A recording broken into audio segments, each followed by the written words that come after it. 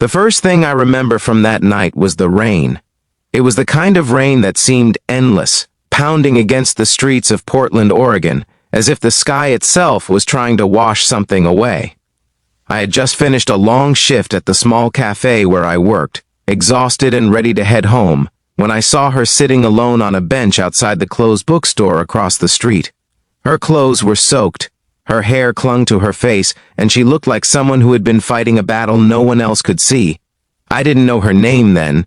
I didn't know that one simple decision that night would lead to a moment the next morning where she would look at me with confused eyes and ask a question that would haunt me forever. "Last night, did you strip me?"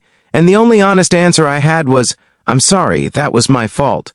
Before we go any further, if you believe in kindness, second chances, and the idea that one small act of compassion can change a life, take a moment to like this video, share it with someone who needs to hear this story, comment your thoughts below, and subscribe to the channel.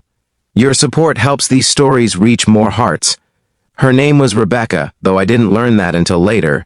That night she looked fragile, like someone who had been walking for hours without a destination. I remember hesitating before approaching her.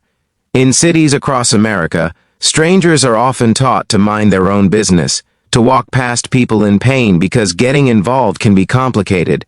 But something about the way she sat there, shivering under the dim yellow streetlight, made it impossible for me to just leave. My name is Marcus, and back then my life was far from perfect. I was 28, living in a tiny rented apartment above the cafe in downtown Portland, working long hours just to stay afloat. I had lost my father 2 years earlier, and the weight of that loss still followed me everywhere. Maybe that's why I couldn't ignore Rebecca. Grief recognizes grief. When I approached her, she barely reacted at first. Her eyes were distant, glassy, and tired. I asked if she was okay, but the question felt pointless the moment it left my mouth. No one sitting alone in freezing rain at midnight is okay. She tried to stand but stumbled slightly, and that's when I realized she was barely steady. There was a faint smell of alcohol, but it wasn't overwhelming. It felt more like someone who had tried to drink their pain away but hadn't gotten very far. The rain kept pouring. The streets were empty. I couldn't just leave her there, so I offered the only thing I could, warmth and safety. My apartment was a few blocks away, small but dry. At first she refused, shaking her head weakly, but when the cold wind blew harder and she wrapped her arms around herself, I could see the fight draining out of her. Eventually she nodded, slowly. The walk back felt longer than usual. She barely spoke. The city lights reflected off puddles on the pavement, and the air smelled like wet asphalt and coffee from the cafe's vents. When we finally reached my building, she looked like she might collapse from exhaustion. Inside my apartment, the warmth hit us immediately.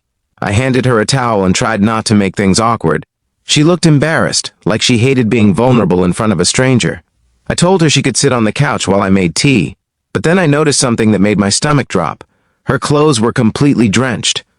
Not just wet, soaked through. Water dripped onto the floor beneath her. If she stayed like that, she would freeze once the warmth faded. I hesitated for a long moment, trying to figure out what to do. Finally, I grabbed a blanket and some spare clothes from my closet, an old sweatshirt and sweatpants. I told her she should change into them so she wouldn't get sick. She looked dazed but nodded faintly. That's when things became complicated. Rebecca stood up, but she looked so dizzy that I realized she might not be able to manage on her own. She swayed slightly, her balance slipping again. I asked if she needed help, but she didn't answer clearly. Her voice was quiet, almost fading. In that moment, my brain made a decision I would question the entire next day. I helped her, carefully, respectfully, awkwardly. I turned away as much as I could, trying to give her privacy while still making sure she didn't fall. Her soaked jacket came off first, then the wet layers beneath it. I kept my eyes averted, my heart pounding with nervous responsibility rather than anything else. The goal was simple: get her into dry clothes and into bed before the cold got worse. Once she was wrapped in warm fabric and buried under blankets on the couch, she fell asleep almost instantly. I barely slept that night. The next morning, sunlight streamed through the thin curtains, casting soft gold across the room. For a moment, everything felt peaceful, like the storm had washed away the tension of the night before. But then Rebecca stirred. She sat up slowly, looking around the unfamiliar apartment with confusion. Her hair was messy, and the oversized sweatshirt hung loosely around her shoulders. The silence between us was heavy, and then she asked the question. Her voice was uncertain, fragile.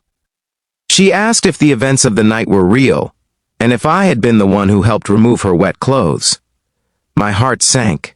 I could see the worry in her eyes, the fear of not remembering something important, and that's when I said the only thing I could say honestly, that yes, I had helped her because she was freezing, and I was sorry if that crossed a line. For a moment she didn't speak. The air felt painfully still. Then something unexpected happened.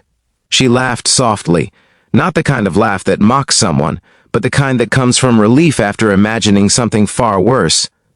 She explained that she barely remembered anything after leaving a party the night before. She had walked through the rain for hours after an argument with someone who had broken her heart.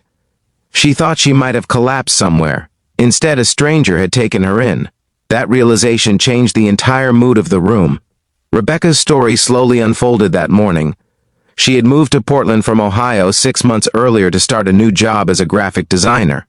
But the relationship she thought would be her future had fallen apart the night before in a painful, humiliating argument. Walking through the rain had been her way of escaping the noise in her head. Neither of us expected that conversation to last 3 hours.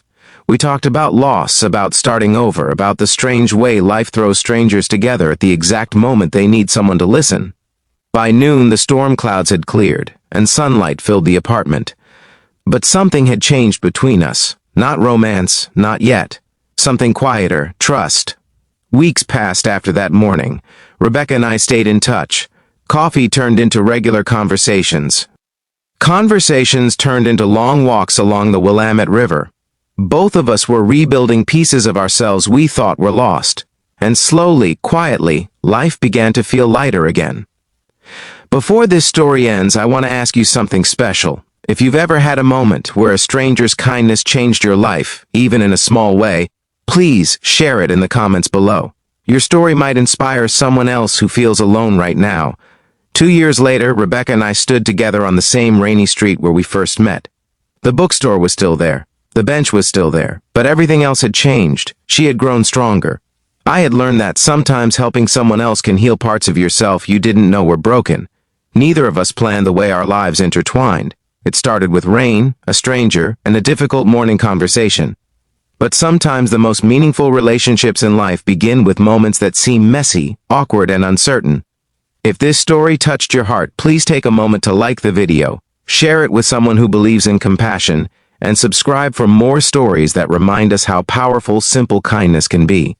Because sometimes the smallest decisions, like stopping for a stranger in the rain, can change 2 lives forever.